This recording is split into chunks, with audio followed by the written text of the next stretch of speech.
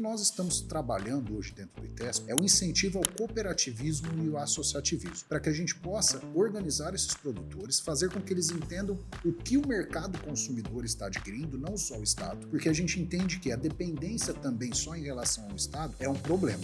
A gente dá um exemplo, a pandemia. Aqueles que forneciam e tinham 100% de dependência em relação ao fornecimento para as unidades escolares na pandemia, eles quebraram. Então a gente precisa sim incentivar com o Estado quando possível, mas também organizarmos para que eles possam escoar para a iniciativa privada. E isso tem dado muito certo.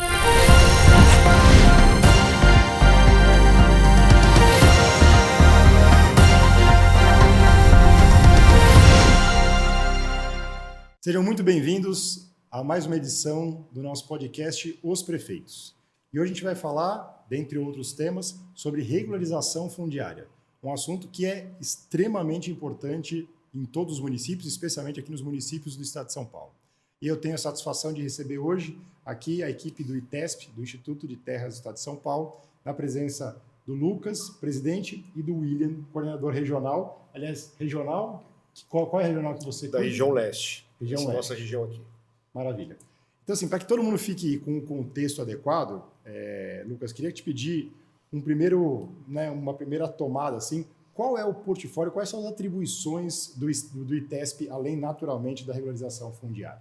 Maravilha, Fabiano. Primeiro, muito obrigado pelo convite. É um prazer estar aqui com você hoje, falando aqui com os nossos telespectadores. A Fundação ITESP, esse ano, ela completa 25 anos, apesar de ser uma fundação oriunda de outros órgãos e outras estruturas do estado de São Paulo.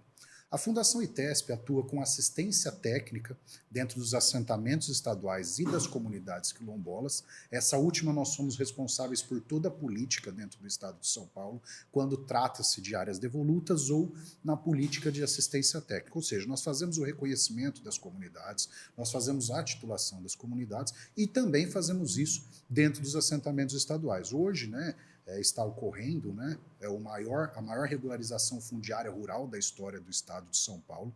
Estamos regularizando todos os lotes de assentamentos, como também as médias e grandes propriedades. E também nós fazemos a regularização fundiária urbana, que é a famosa REURB, e que muitas vezes os municípios necessitam desse trabalho.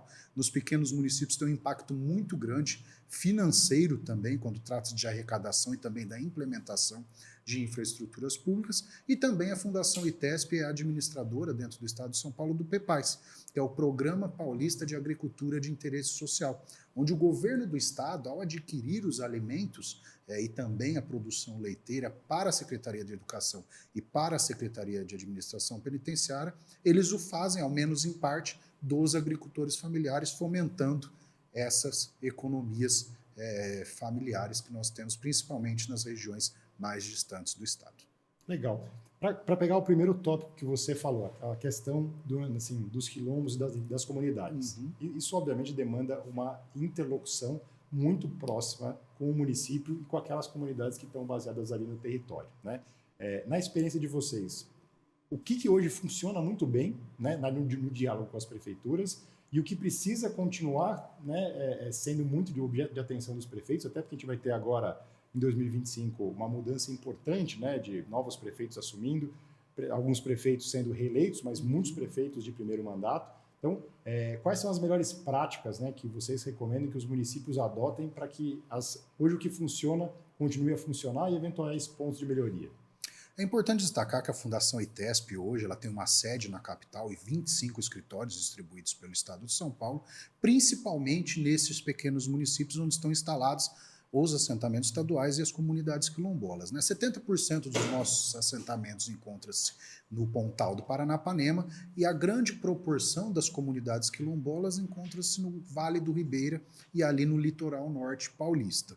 Nós temos uma proximidade muito grande dos municípios, é importante essa proximidade dos prefeitos. O ITESP está de portas 100% abertas para os prefeitos, e os novos também que estão chegando, para que nós possamos construir essas políticas públicas de forma conjunta. O que faz muito mais sentido, a gente consegue fazer uma implementação de política pública muito mais organizada. Nós passamos a entender o que o prefeito pensa e o que o ITESP pensa dentro do município, porque às vezes a gente acaba fazendo o mesmo serviço duas vezes. E quando nós conseguimos unir forças, nós facilitamos, diminuímos por vezes os custos e também conseguimos fazer algo muito mais factível. Inclusive, agora há pouco encontrei o próximo prefeito de Teodoro Sampaio e também de Primavera Rosana, onde nós temos assentamentos, e eles já vieram falar a respeito das políticas públicas para os assentamentos estaduais. Então, essa proximidade, sem dúvida, faz grande diferença. E a gente tem que ouvir aqui a experiência do William, que é um pouco diferente da minha como coordenador. Olha, Fabiano, eu vejo que essa visão que o Lucas trouxe ao ITESP, essa renovação que o Instituto teve, desde a época do nosso secretário hoje, Guilherme Piai, e depois com o Lucas, totalmente municipalista, voltado aos municípios, trouxe assim, uma oxigenação muito grande à instituição. Hoje, o ITESP está muito próximo das prefeituras, está muito próximo dos prefeitos, está ajudando as prefeituras naquilo que a gente pode, que é regularização, aquilo que a gente pode, que é também trazer essa agricultura familiar mais próxima das prefeituras e trazendo muita gestão para que esses agricultores possam estar atendendo essas demandas que surgem dentro dos municípios. É importante que os municípios tenham ideia daquilo que o ITESP faz, mas também é importante que o ITESP tenha como estar assessorando esses agricultores de forma técnica, e hoje a nossa equipe é especialista nisso, para trazer um bom resultado no campo para que essa demanda seja atingida. Então, hoje o ITESP tem ocupado um espaço gigantesco dentro do estado de São Paulo, foram, acho que, mais de 30 mil títulos nesses últimos 2 anos, algo que nunca tinha acontecido na história. Então, pessoas que nunca, ou talvez há muito tempo já não tinha mais a esperança de receber o seu título, hoje já está com o seu título na mão. Então, pessoas assim tiveram uma mudança de vida muito grande, porque imagina você morar num local 40 anos e você achar que vai morrer e não vai ser dono daquilo realmente, né? Porque você tem só um termo de posse, aí de repente, pela mão do governador, pela mão do secretário, pela mão do presidente da instituição, a pessoa recebe o título e sai para casa sabendo que aquilo agora está no nome dela. Então, isso é mudança de vida, isso é reconhecimento do esforço que aquela pessoa aplicou a vida toda naquele local, e isso tem trazido uma diferença dentro dos assentamentos, tem trazido uma renovação e um ânimo para esses assentados, que nós chamamos de agricultores, né, para que possam atender essas demandas, tanto do PEPAS como de outros programas, de forma benéfica, e hoje atingindo metas e quebrando metas e atingindo novos recordes, como é o caso aí do PEPAS, que já atingimos mais de 100% e temos ainda muita coisa para atingir, né, presidente? Sem dúvida alguma. E, Lucas, uma coisa interessante, a gente está aqui no Fomenta, né, que é um polo privilegiadíssimo, né, de encontro, tanto dos órgãos estaduais, federais, com os prefeitos, né? E aí, como comumente fala assim, tem, né, os prefeitos que estão agora em final de mandato, os prefeitos que estão se preparando para um segundo mandato e os prefeitos que estão no novo mandato, cada um com uma agenda, né? Mas uma coisa muito clara, né, na fala de todos os secretários que passaram até aqui é a relevância de que essas políticas públicas e essa geração de renda ela consiga respeitar a vocação de cada município e consiga sair, não fique só concentrado nas grandes capitais, nas cidades mais desenvolvidas, mas efetivamente crie estímulos para a produção de riqueza local, né, e de fixação dessa população que valorize o seu município e contribua naturalmente com o desenvolvimento dessa região. Eu imagino que essa regularização fundiária traz também um sopro e um ânimo de investimento, né, dessas famílias, né, nas próprias terras que elas passam a ocupar agora de maneira totalmente regularizada, né? Sim, sem sombra de dúvida. Quando a gente fala principalmente da regularização rural, o maior problema do estado de São Paulo quando trata-se da regularização rural é principalmente no Pontal e no Vale do Ribeira. Aqui não quero falar isso de nenhuma forma de pejorativa dessas regiões, até porque sou de Presidente Prudente, nascido, criado e moro até hoje lá, apesar de estar trabalhando em São Paulo, sempre foram as regiões mais pobres do estado. Em índices econômicos e de IDH, são dados técnicos. E agora, com o trabalho que nós temos feito, principalmente no Pontal do Paranapanema, nesse primeiro momento, onde nós já regularizamos mais de 100 mil hectares de área daquela região, a gente já vê os investimentos chegando. Tanto dos próprios assentados, onde eles têm mais coragem de investir dentro das suas propriedades, como também dos médios e grandes propriedades. Então a gente vê investimentos em silagem, em silos de armazenamento, a gente vê investimentos em irrigação, a gente vê investimentos em grandes infraestruturas de confinamento de animais e, por vezes, isso é feito em parceria com os assentados. Uma decisão histórica que foi tomada, inclusive, quando ainda o atual secretário da Agricultura, Guilherme Piá, estava no ITESP, foi a possibilidade das agroindústrias fazerem uma parceria junto com os assentados, que a gente chama de parceria produtiva, onde a agroindústria ou um produtor da iniciativa privada, ele pode explorar até 70% daquela propriedade, gerando uma renda passiva e preservando 30% do lote de assentamento para exploração daquele agricultor familiar, o que também tem sido muito vantajoso, porque o quadro dos assentados do estado de São Paulo está muito envelhecido e houve um problema muito grande em relação à sucessão. Os filhos e os netos não quiseram ficar dentro dos lotes de assentamento, talvez até por uma questão econômica. E quando a gente cria essa estrutura, essa renda passiva, aquele produtor ele consegue criar estruturas nos 30%, como, por exemplo, piscicultura, estruturas de hortaliças, hortifrutis em geral, e também ele consegue subsidiar as suas despesas, o que a gente via que muitos estavam tendo dificuldade em razão da idade avançada. Muito legal. Pegar um outro gancho que eu acho que é bastante sensível, que é a questão da agricultura familiar, né? O estado de São Paulo, e aí quando a gente está falando da agricultura familiar, quero fazer uma ponte com a educação, que é onde eu tenho uma vivência com muito carinho. A alimentação escolar no estado de São Paulo, ela é uma referência nacional, né? Não só pela qualidade e as especificações técnicas que qualquer fornecedor deve seguir para poder estar apto, né, a entregar os seus produtos nas escolas, mas a gente sabe que tem uma preocupação, e já é uma preocupação de muitas gestões, né, de cada vez ir fomentando a alimentação, né, assim, a agricultura familiar, e criando um mercado cativo que consiga dar para o produtor previsibilidade, né, no escoamento dessa produção. Né? Em números, quanto que hoje essa economia de alimentação familiar ela é representativa no estado de São Paulo?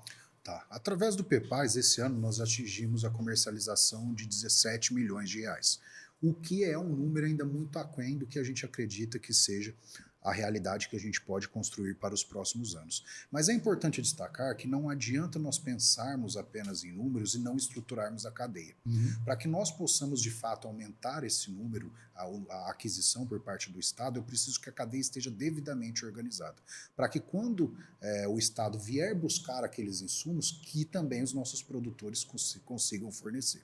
O maior problema dos agricultores familiares, de uma forma geral, é a questão da logística. Principalmente quando a gente fala dessas regiões mais distantes dos grandes perímetros urbanos. Então, por exemplo, quando a gente fala do Pontal do Paranapanema ou do Vale do Ribeira, o Vale do Ribeira ainda está um pouco mais perto aqui da capital, mas o Pontal do Paranapanema a gente está falando de 700 quilômetros.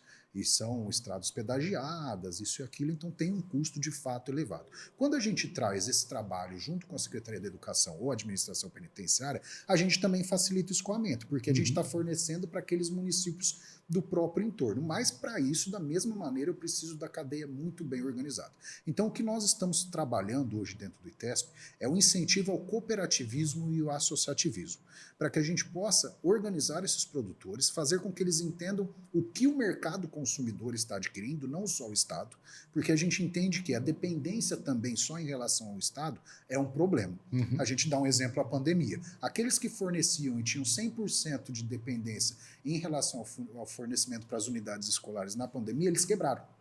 Então, a gente precisa, sim, incentivar com o Estado junto, quando possível, mas também organizarmos para que eles possam escoar para a iniciativa privada. E isso tem dado muito certo. Hoje a gente tem, por exemplo, alguns exemplos de sucesso. A gente tem uma cooperativa de leite em Euclides da Cunha Paulista, um pouco mais de um ano de funcionamento da cooperativa, eles têm mais de 200 associados, eles já têm uma comercialização de mais de 6 milhões de reais para os entes públicos. Então a gente vê o impacto econômico que isso tem dentro dessa pequena comunidade. Euclides da Cunha Paulista, a gente está falando de um município que acho de 4, 5 mil habitantes. Então, através dessas cooperativas e do nosso incentivo, a gente está agregando mais famílias e aí a gente consegue organizar melhor essa cadeia. Como eu disse, né, a Secretaria de Educação eles têm uma expectativa de adquirir 20 milhões em leite em pó da agricultura familiar. Mas quando traz de agricultura familiar, é um volume enorme, né? bastante expressivo.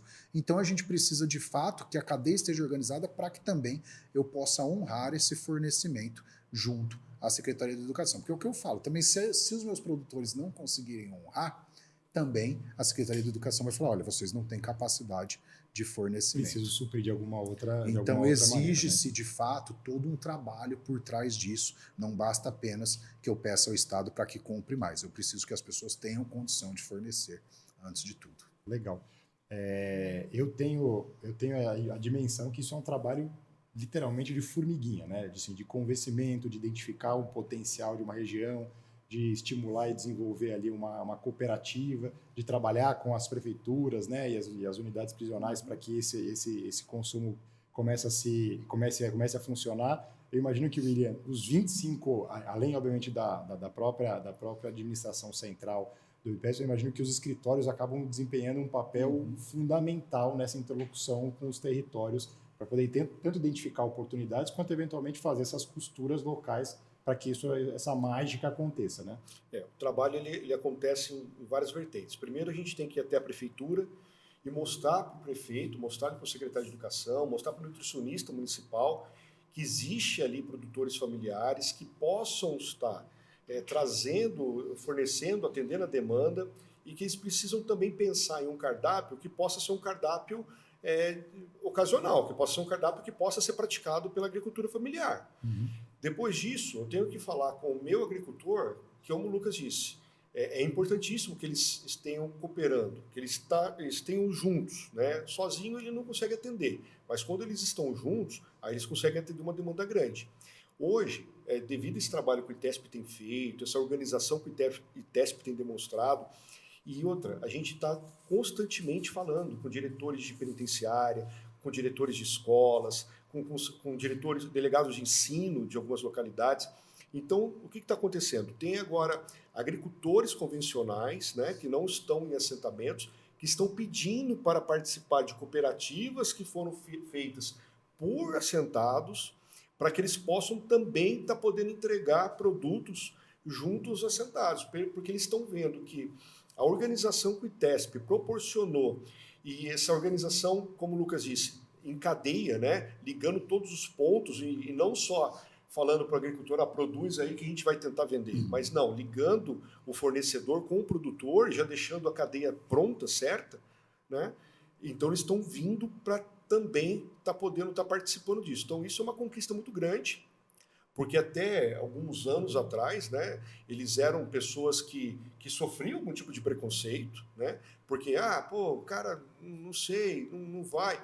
Hoje não. Hoje a gente tem assentamentos que são modelos, que são pessoas assim que se destacaram, se destacam. E como você disse, a gente respeita muito a vocação de cada localidade. A gente tem hoje agricultores que são assistidos por nós, que fazem, por exemplo, extração de seringa, né? Temos produtores de cacau, temos produtores de soja, temos produtores de gado de corte.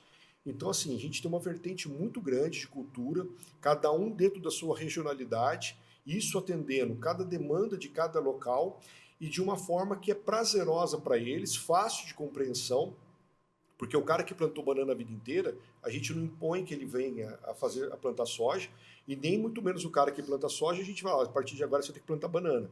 Então a gente respeita essa técnica e essa vocação de cada um, e isso tem dado um trabalho muito certo, um resultado maravilhoso dentro do estado de São Paulo. Olha, eu não tenho dúvida, assim, você citou uma figura que costuma ser geralmente esquecida, né, especialmente no funcionamento de uma escola, de uma secretaria de educação, que são os nutricionistas ou as nutricionistas, que são pessoas absolutamente fundamentais, né, para até identificar, aí olhando para o aluno, né, assim, olha, mas aqui nessa região esse tipo de alimento não funciona, né? Como é que eu substituo isso e ele tem uma alimentação que é semelhante à que ele tem em casa, né, em termos de paladar? Quando eu vejo, William, esse grau de preocupação, né, de envolver todos os elementos dessa cadeia, e inclusive, né, quem está lá na ponta, que muitas vezes traz uma questão que é quase, né, olha, isso é quase um capricho, mas não é um capricho, né? A gente sabe que, em termos de segurança alimentar, que é um tema que a gente costuma falar, com bastante carinho, né? A gente sabe que muitas vezes a principal refeição que uma criança faz, ela faz na escola. Muitas vezes. Então, assim, eu acho que acho que tem aqui um ponto de orgulho, né, no trabalho do ITESP, de fazer essa comunicação, de novo, não imagino que seja simples, não é rápido, porque você tem que, imagino quantas idas e vindas até a coisa dar certo, né? Parecer fazer isso tudo um processo simples, eu imagino que deve ser realmente algo quase artesanal, mas é bonito que seja feita e numa escala realmente muito, muito grande, né? Eu costumo brincar que a gente do interior, a gente gosta de pedir, né? Então a gente vai, pede para o secretário, depois pede para o diretor da unidade, e aí a gente consegue de fato caminhar. Claro que trata-se de uma construção, isso leva tempo, a gente tem avançado com bastante êxito, e a tendência é que de fato a compra por parte do Estado da Agricultura Familiar só aumente nos próximos anos, mas com essa organização da cadeia. Talvez por muito tempo as pessoas pensavam em aumentar o número em termos de valores, mas não organizava a cadeia, o que gerava muitas dificuldades. E muita insegurança por parte também das secretarias, o que a gente tem que entender. E eles têm total razão. Então, a partir do momento que a gente mostra como nós estamos estruturando isso, de fato, a gente está conseguindo abrir portas junto aos secretários que têm olhado com bastante carinho para o setor da agricultura familiar. Fabiano, e vale ressaltar também que um trabalho que o Lucas encabeçou junto com o nosso secretário de Agricultura, Guilherme Piai, junto com o nosso governador Tarcísio, que mudou o valor, né, do PEPAS aí, que antes era 52 Na verdade, é um teto, né? Para que seja algo mais democrático, existe um teto de quanto cada fornecedor, cada CNPJ ou cada produtor pode fornecer ao ano. No caso, cada produtor poderia fornecer R$52 mil de hortifrutis e R$52 mil de leite. Agora, o governador Tarcísio assinou recentemente um decreto onde pode cada produtor fornecer 104 mil ao ano de hortifruti e 104 mil ao ano de leite. Muito bem lembrado, Iri. Dobrou, né? Isso foi muito importante. É algo maravilhoso. Você pegar um sítio, uma propriedade rural, que tem ali 8 hectares, né? Que é uma propriedade muito pequena, e ela ter ali R$200 mil só de ganho de uma vertente, fora, né, a feira, o mercado que ele faz, é algo maravilhoso. Então, o investimento tem crescido nesses lugares, né? O pessoal tem comprado o trator, o pessoal tem comprado empreendimento. Como o Lucas disse, né? Os nossos técnicos acompanham também, assessoram esses agricultores na aquisição pelo FEAP, que é um sistema do governo que empresta quase juros zeros, né, para pequenos produtores. Então, eles fazem todo esse sistema, ajuda no orçamento, ajuda na captação de orçamentos. Então, isso também tem sido assim, um resultado muito grande, porque a tecnologia dentro dos agricultores que são assistidos pelo ITESP tem crescido a cada dia. Maravilha. Em termos de demanda, quantos municípios hoje já têm uma relação, né, atualmente em operação com o ITESP? E qual a demanda que vocês ainda conseguem atender? Tá. Isso em relação à regularização fundiária, Exatamente. Correto? Em relação à regularização fundiária urbana, hoje nós temos por volta de 200 contratos e convênios com municípios. Tudo depende da região que nós iremos atuar e qual a necessidade de cada município. Nós temos desde situações de regularização, que são situações realmente bastante fáceis, né, de se resolver. Não estou dizendo que também você resolve com para quem é especialista documento. É fácil, né? Que você tem muito mais facilidade, situações muito mais complexas. Vou te dar um exemplo para que fique mais simples. Não tem como eu comparar uma regularização fundiária em um município que ele tem uma área extremamente plana, que ele tem uma infraestrutura já dentro daquela área, com uma regularização, por exemplo, no Vale do Ribeira, que por vezes é num morro, tem uma dificuldade muito maior de levantamento de georreferenciamento, a situação não está muito bem estabelecida, a gente tem problema de implementação de infraestrutura urbana, etc. Né? Então não tem como a gente fazer esse tipo de comparação porque são situações muito mais complexas. Então, na verdade, aquele prefeito que estiver interessado no trabalho, na atuação do ITESP, basta ele nos procurar, nós marcaremos uma reunião, nós apresentaremos o nosso trabalho, ele também apresentará o problema do município, qual a necessidade, e aí, a partir disso, caso o prefeito tenha interesse, a gente faz a primeira etapa que a gente chama de diagnóstico, onde a nossa equipe vai lá e faz todo um levantamento técnico para entender qual é a realidade daquele bairro e o que é possível fazer ou não. E, se for possível, qual caminho deverá ser tomado. E aí, a partir dessa entrega desse trabalho do diagnóstico, se o município, o prefeito estiver de acordo, aí sim a gente parte para o convênio para a execução do trabalho. Por que que a gente faz isso? Esse diagnóstico que é importante destacar. Por vezes, para a regularização de uma área, às vezes até uma área rural, ela tem que tornar-se uma área urbana. E para isso exige-se a infraestrutura mínima. E o ITESP não trabalha com infraestrutura, apenas com a regularização. Então, se a prefeitura opta de fato pela regularização daquela área e não tem infraestrutura, ela vai ter que ter um compromisso para a implementação daquela infraestrutura, seja num primeiro momento ou seja em um acordo a médio prazo. Então, isso irá onerar o município. Então, a gente toma esses cuidados para que o prefeito também não seja pego de surpresa em nenhum tipo de situação e que, de fato, tenha uma dificuldade financeira depois junto ao seu caixa. Mas essa etapa do diagnóstico tem algum desembolso, algum investimento da prefeitura? Não.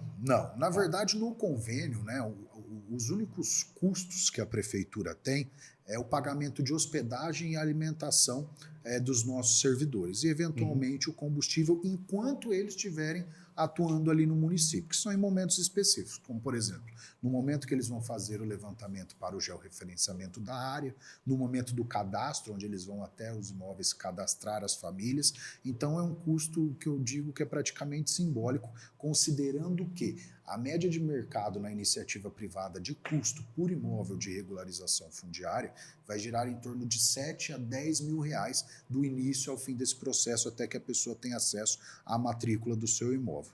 Então, quando a gente fala do custo apenas de hospedagem, alimentação e combustível, de fato, trata-se de um custo simbólico que o restante tudo é pago pelo ITESP. Maravilha.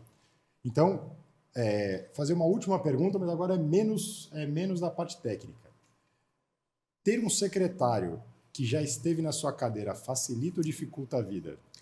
Mas aí tem que falar olhando para a câmera. Eu falo com tranquilidade. Se ficar vermelho, o próprio secretário já perceber. Não, facilita muito, porque, na verdade, o secretário Guilherme Piai, o Guilherme, além de tudo, é um grande amigo. Eu vim com ele para a gestão do ITESP, eu estava como chefe de gabinete dele. Quando ele ascendeu para a Secretaria da Agricultura, ele me confiou estar na função que ele ocupava para que pudesse dar continuidade nos trabalhos. Então, eu me sinto bastante confortável. Pelo contrário, ele dá muito apoio. Tudo que eu preciso, quando eu vou me socorrer a ele, eu falo, eu preciso de recurso, eu preciso disso, eu preciso resolver um problema ali que eu não estou conseguindo, ele sempre se coloca à disposição e ele tem um carinho também pelo ITESP, isso foi muito importante. Ele entendeu o que é o órgão, a funcionalidade do órgão, a importância do órgão. O ITESP é um órgão muito querido pelos municípios, pelos prefeitos. Onde o ITESP atuou ou atua, se você chegar para conversar com os prefeitos, você vai ver que ele fala e o olho dele brilha, ele tem realmente um carinho pelos nossos servidores.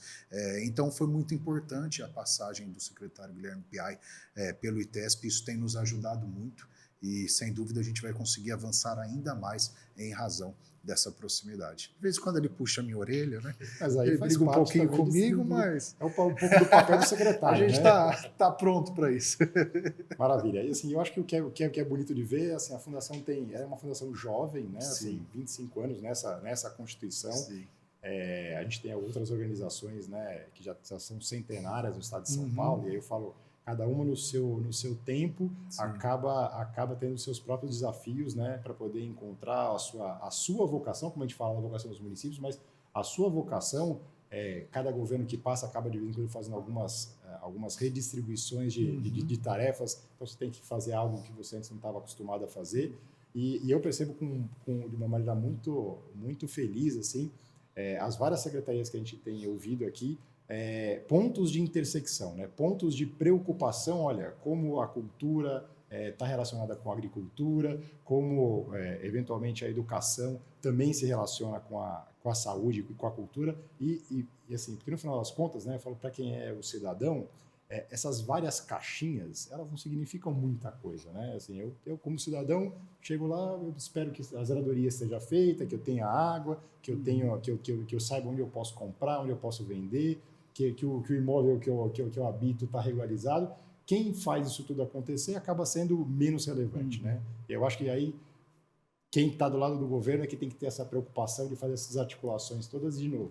Parecer que, no final das contas, está fácil, é simples de fazer para que a vida possa acontecer no município.